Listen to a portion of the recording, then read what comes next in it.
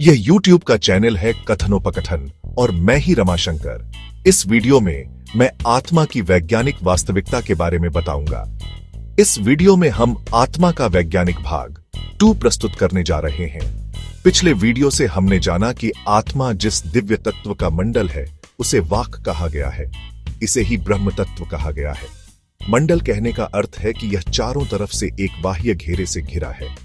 इस घेरे के कारण ही आत्मा को जीवात्मा कहा जाता है। प्रत्येक जीव जो आकृति बनती है वह इसी बाह्य घेरे के कारण बनती है। इस बाह्य घेरे को ही वेदों में माया कहा गया है।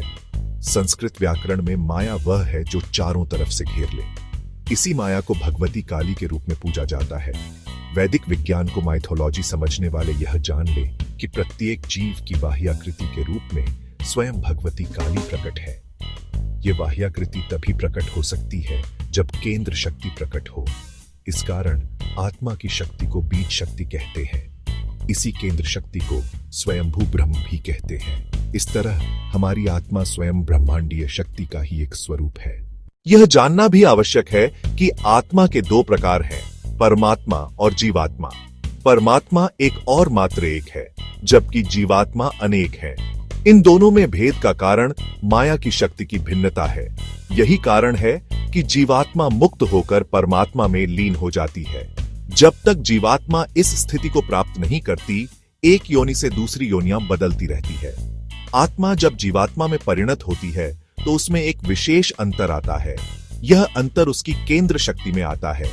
हमें ज्ञात है कि केंद्र शक्ति बिंदु रूप होती है। जीवात्मा में यह केंद्र शक्ति चने की दाल की तरह 2 भागों में विभाजित हो जाती है।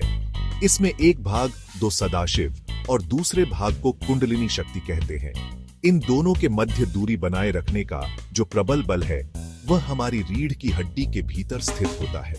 यह भौतिक शरीर के बीचों बीच दंड रूप से स्थित होता है, इसलिए इसे मेरुदंड भी कहते हैं।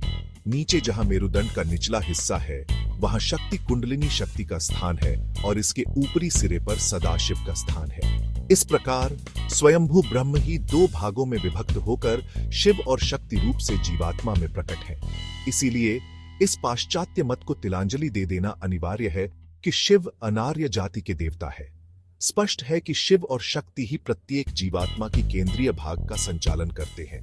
क्रमशः अगले अंक में